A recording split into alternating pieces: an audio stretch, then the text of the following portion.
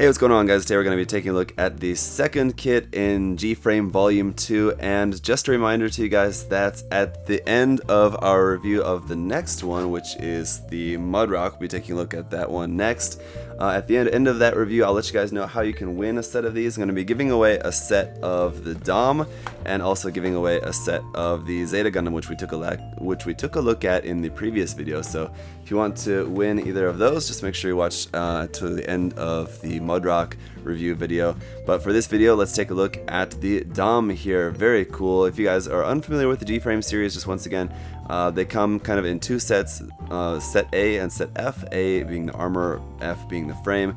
The armor set does come with a very simple frame, but it's like barely posable at all. It's basically just stood there like that, and there's not really a whole lot you can do with it. What the frame allows you to do is swap that armor onto this new very posable frame, and also gives you a couple weapons. In this case, we get the bazooka and the heat rod, and then we also get a little bust of the mobile suit as well. So I think the Dom looks pretty awesome with the frame installed, but we'll take a look at both sets anyway, just so you guys can take a look at how those are going to look. Again, these were all provided to me by Japan Toys Australia, so a huge thank you to them for that.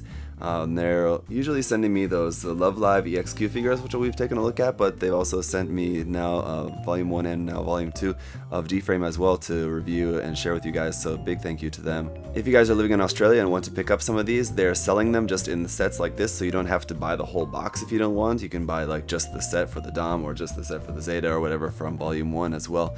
So check those out. Let's take a look here at 05A. This is the 5th release in the line, and again the A, the armor version. So again on the sides just showing the Zeta, the Dom, and the Mudrock there. Both versions of that. On the back just kind of some more details about that, and that's pretty much it for the box. So we can pop this open, and again these are candy toys, so they are all coming with a little piece of Bandai chewing gum in there.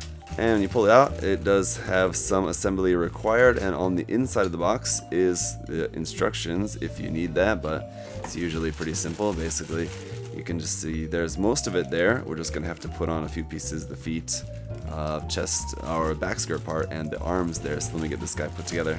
Alright, and here he is, and I gotta say, this is probably the best looking one out of all the G-Frame yet, and even with this just basic inner frame, I mean, with the just basic frame of the armor set here, the pose is pretty derp. I mean, it's just kind of just standing there. I mean, it doesn't actually look as bad as some of the other ones we've seen, but it will look much better once we have the more articulated frame installed. But just as it is, it's really not too bad. It does have a seam on the feet, like many of them has, but it's like kind of hidden as one of the details there. The bottom piece is a separate piece, and then the top of the foot is two halves, but with the seam line hidden, that's good. It does have a seam line there on the back of the leg, but again, it's not really too bad. I mean, you could kind of just get away with that.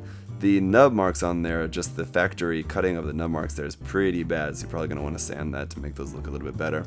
Seam lines on the top of the forearms, or on the top of the shoulder armor, I mean, of course, there as well. Cool thing with just all the skirt armor will move up individually like that. And with the mono eye actually moves. I'm going to try to move this here. You can actually set the mono eye up and down and side to side a little bit like that to actually move that, as well as the head too. The head does move a little bit as well.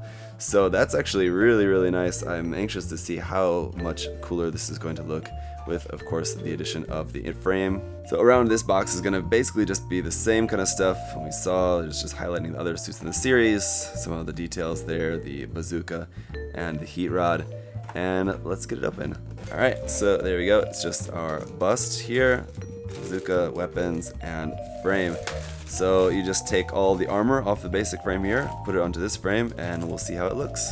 And for a quick size comparison, here it is compared with a 1/44 scale RX-782 Gundam. As you can see, this is a little bit smaller than 1/44 scale, but still it's not too really small. Well, here it is, and I have to say, man, this is definitely probably the best looking out of the series so far. I like the Dom. Some people might or might not, but if you're a fan of just the Dom in general, then you're probably going to have to agree how cool this looks. Now, obviously, this is going to take a lot of work. You saw in the size comparison that it's smaller than a high grade, but I think if you wanted like a small scale, like really cool kit of the Dom, this definitely is a viable option compared to the high grade. It's definitely a little bit more detailed. It's going to take a lot more work though, and that is going to be something pretty substantial. Just seam line removal and things like that, just cleaning up just the fact that it's a candy toy rather than a full-on model kit. But I don't foresee Bandai going ahead and making a real grade of this kit anytime soon, so if you wanted like a really cool, nicely articulated, version of the Dom in a smaller scale, I'd say this is worth checking out. So, I mean, even just straight up as it is, it's pretty cool, but definitely if you went in and did some work on this, at least just doing in some panel lining and everything. It's also pretty cool how this has a mixture of different finishes as well. All the purple is in a little bit more gloss, and then all the black, which is pre-painted on there, and then the gray as well for the chest is in a more matte finish, and then like the black kind of for the bazooka is in like the same kind of like dark gunmetal like the rest of the frame and everything. So it's a pretty cool mix of finishes there if that's something you're into as well. And then once again, here's a look at the bust here. This one also has the movable head and movable mono eye inside there. So again, if you wanted to use this head, the black head, for whatever reason on the actual model, rather than what's on there, you can. But just a nice, cool, simple little bust here to add to your shelf or add to your collection wherever. So that's it for the Dom, guys. Super cool. And again, make sure you watch the next part where we're going to be taking a look at the Mudrock Gundam. And at the end of there, I'll let you guys know how you can win either this set or the set of the Zeta, which was also a really nice kits. And yeah, thank you guys so much for watching, and thank you to Japan Toys Australia for sending these to me. And I'll see you guys in the next episode. Bye bye.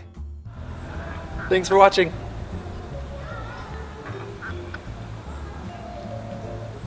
See you next time.